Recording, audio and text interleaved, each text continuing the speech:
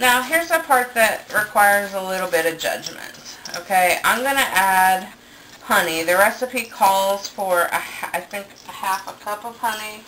Yeah, a half a cup of honey. I'm going to add a half a cup of honey and see if that makes everything stick together. If it does, then great. If it's too wet, add a little bit more ground nuts or a little bit more seeds. And if it's too dry, add a little bit more honey. Okay? I'm going to show you the consistency it should be.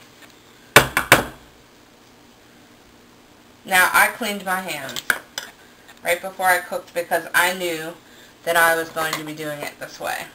I mix it with my hands because it's easier. So we need a half cup of honey.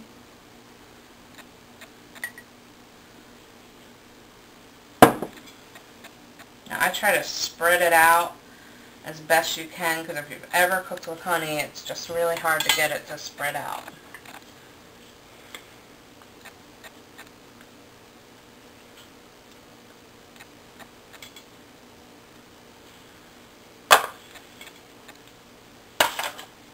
Now, I find it's just easier to do it this way. I mean, you could probably do it with a spoon. Every time I do it with a spoon, though, it just sticks to the spoon and becomes really difficult to get anything done.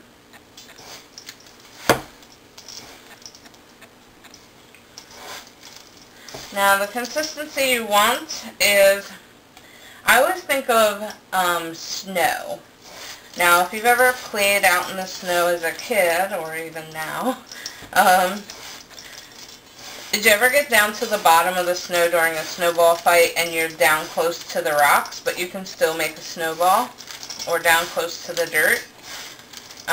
You still should be able to make a snowball, so it should be like that. So what I usually do is, once I think I've got it, now I still have balls in there, so I break up the little balls. And then you just try to make a snowball. Can you make a snowball? Yes. It looks like it's stuck together. Looks like if I just formed it a little bit better, I could hit my girlfriend in the head with a granola snowball. So, now that's done, and I made a funny mistake. I did not grease my pan. Oh, chocolate chip. So, okay, so I added that butter in. Of course, the butter was a little warm. So, I always use refrigerated chocolate chips. So, when you buy your chocolate chips, just store them in the refrigerator because your chocolate chips will melt from the melted butter, and you don't want them to do that.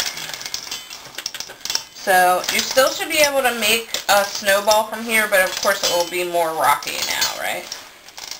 So I just try to mix them up. Doesn't take too much. I always almost forget the chocolate chips. Almost every time.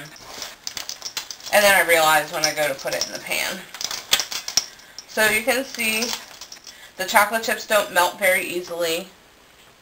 So you might like them melted, but we didn't like the granola bars melted. It's sort of like a coated granola bar then, and it just wasn't very good. We like the bursts of chocolate. Yeah, go ahead. Okay, so I greased the pan. I just used butter. As you can see, it's a pretty big casserole dish. You could probably use something a little bit smaller, but I wouldn't go too small for this batch. Because this is going to make 24 bars. And you'll see what they look like at the end. But this is enough to make for my family of 3 for a week. Okay, now, sometimes my son is in sports and eats more than that, but typically we can have 1 a day. Or under that. Sometimes I don't have one. Now, the important thing is once you get the mixture in here, okay, is to press it. If you don't press it, it's going to fall apart, okay? So this is a really important part. I just kind of go around and press it as best I can with my hands. Now, here's where you're happy you're a little fat. One reason you're happy you're a little fat, if you are. is because you just put all your weight on it. Okay? And you just press it down in there. Now sometimes the chocolate chips come out, but I just kind of go around and press the random ones down in. I just to make sure that they're well distributed and I don't have any loose ones up here. Okay. Now, sometimes what I do is to make sure that it's well pressed is I put this in. I've even been known to step inside of this glass pan just to make sure they're well pressed. But these days I don't really have to do that because I'm pretty sure of myself about making these things.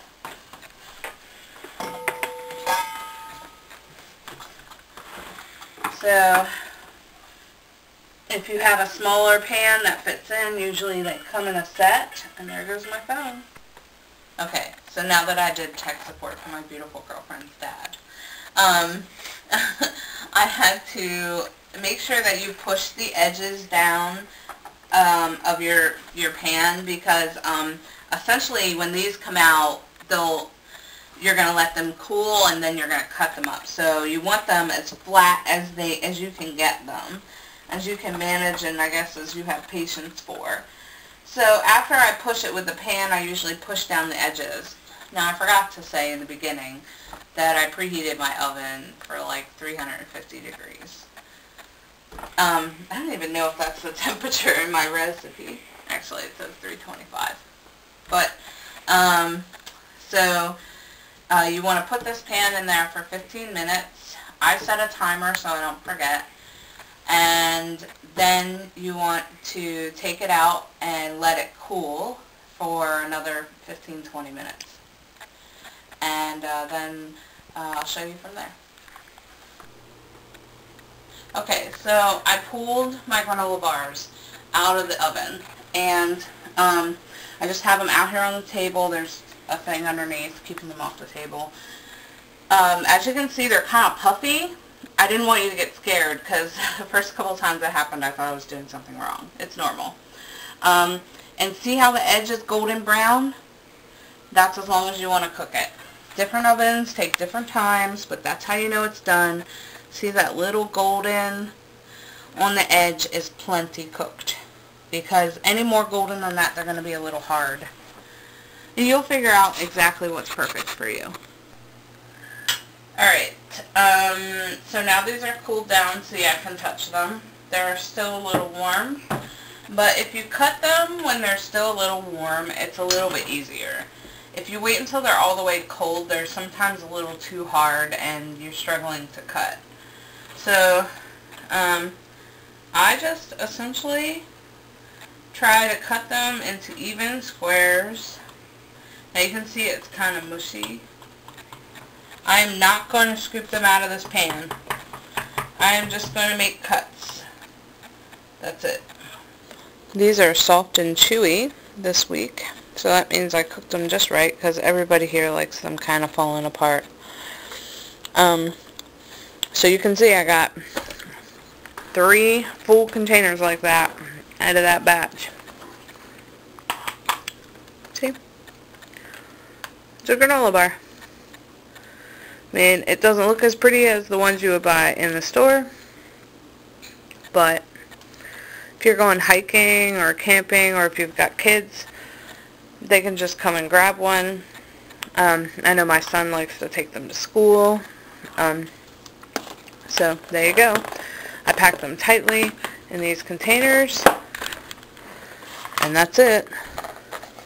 28 granola bars for the whole week. That's enough granola bars for my family of 3 for a week. So like if you were to buy a Cliff Bar, a granola bar in the grocery store, they're usually about $1 a piece, especially if you get organic. So since I'm using organic materials, it cost me about 10 or 12 bucks, depending on what kind of nuts I use. Even so, I got 28 granola bars. Do the math. That's only half the price of the grocery store.